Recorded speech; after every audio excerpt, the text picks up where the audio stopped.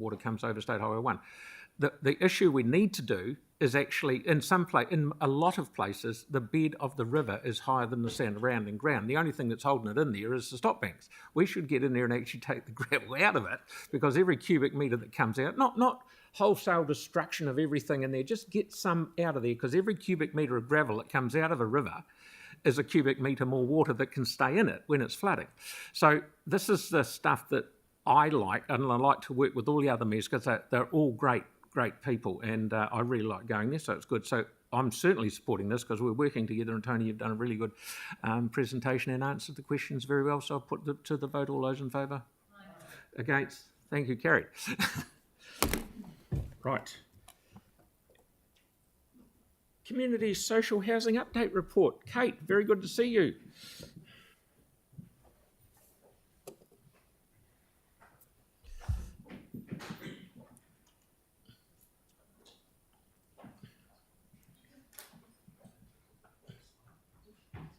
I was talking to our very best friend, Minister Bishop, yesterday. Thank you, Mayor. Keep it up. Yeah. So we're just going to we'll have a brief upfront presentation, mainly because there was a couple of, speaking of Minister Bishop, there was a couple of announcements from HUD that have come out since the report's been written, but worthwhile having some discussion on. So, Lisa, can you hit to the next slide? Or Kate?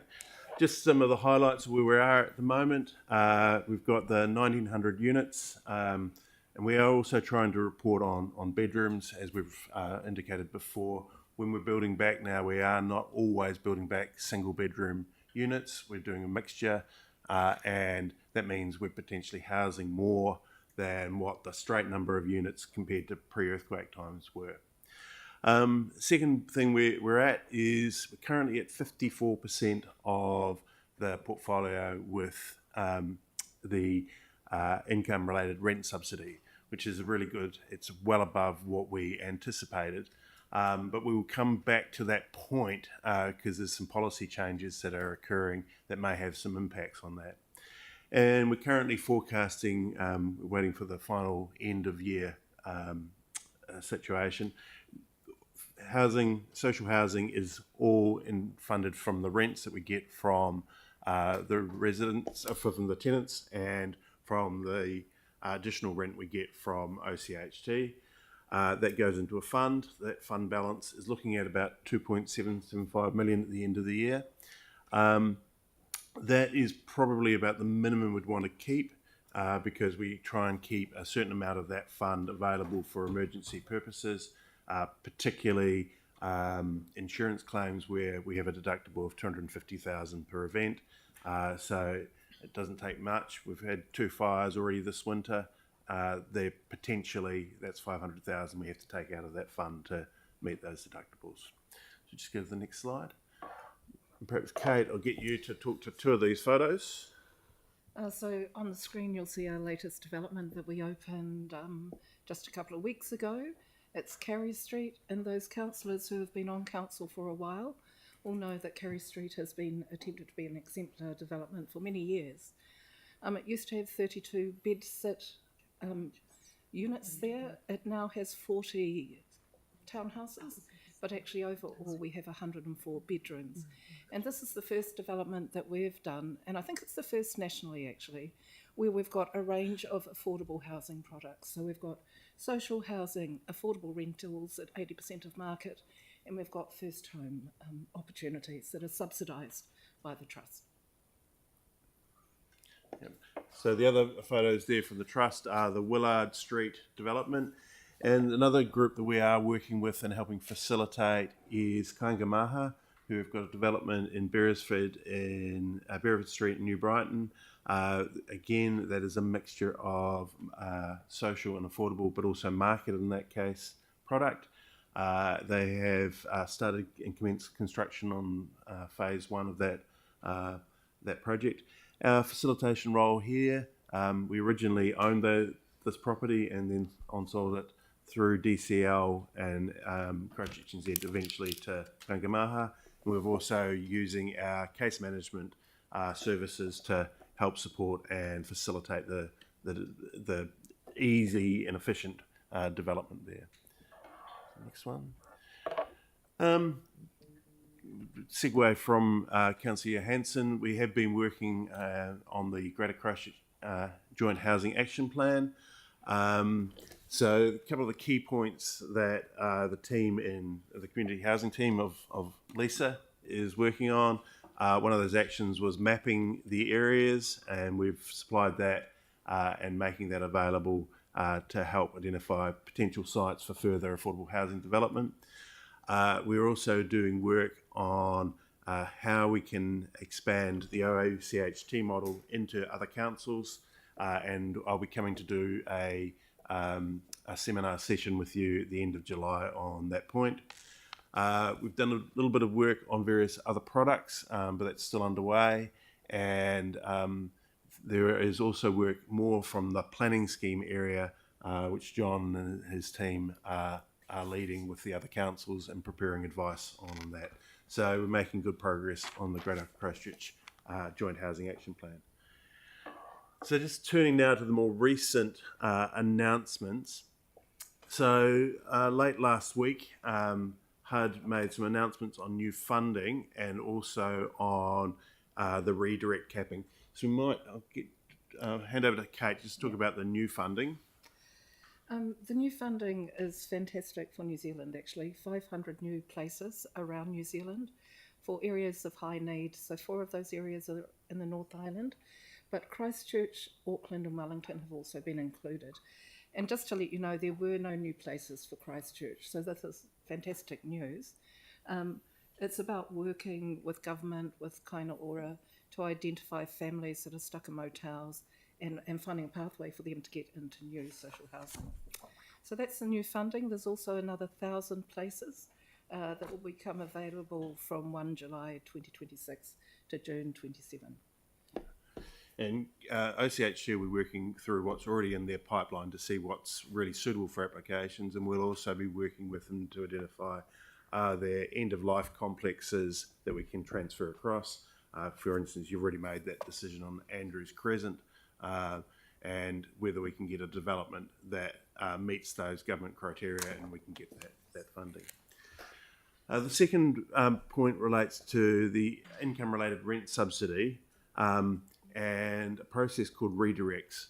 So redirect happens when a unit that is occupied by somebody who's on an assisted rental, which in our case is essentially those tenants who've been there since 2016, who pay it's about 55 to 60% of a market rental.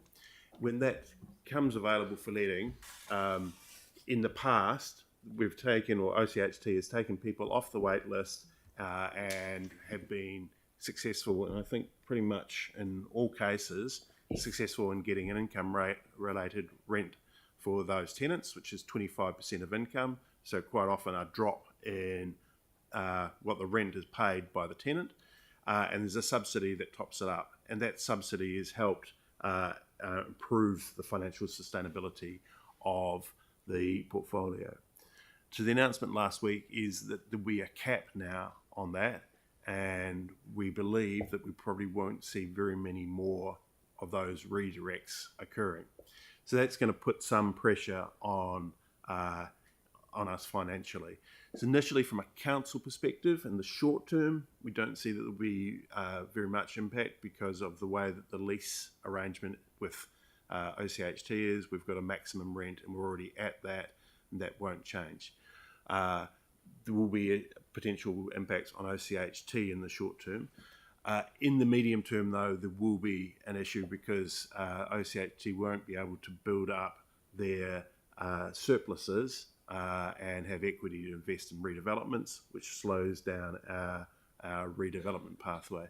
So we'll start working with Kate and her team to see, well, what are the options that we can and do there, and we'll bring back some options to you because, essentially the model that we've had since 2016 with the recent policy changes is starting to come under real pressure. So we'll need to come back to you with options on how we handle that. Can I add something? Yeah. It's not all bad news. When we were set up, one of the things that was done on behalf of council was modelling what would it take in terms of receiving IRRS rentals. What percentage of the portfolio would need to receive that kind of rental to be sustainable? And the modelling showed 25% was what was needed.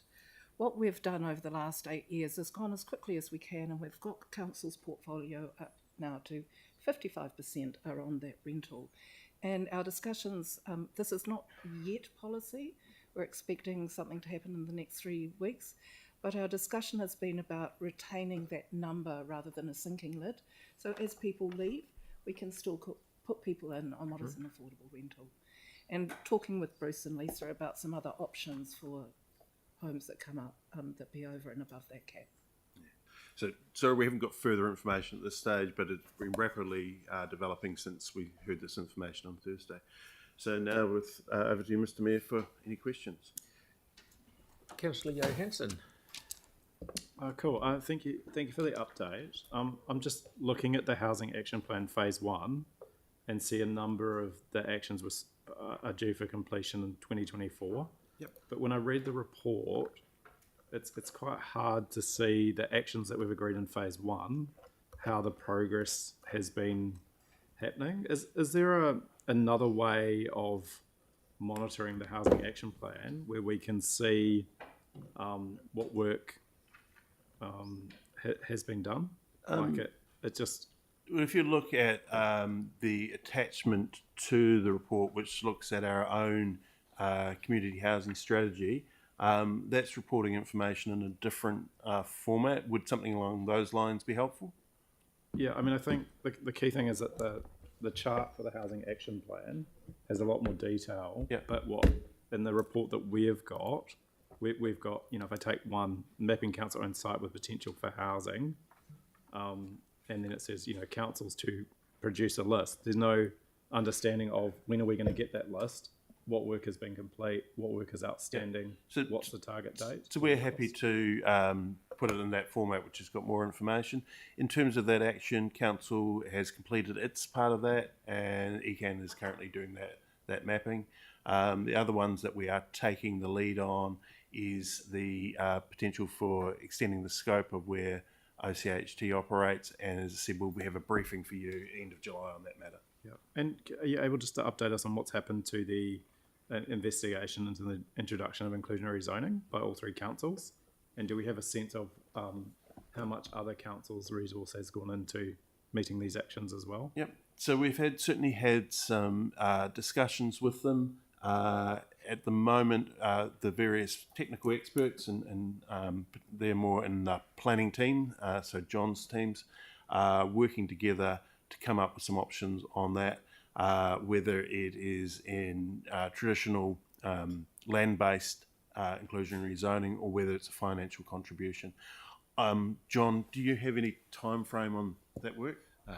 Not at this stage. It's just in the early stages of that piece of work. It is complex, so it's taking time. Right.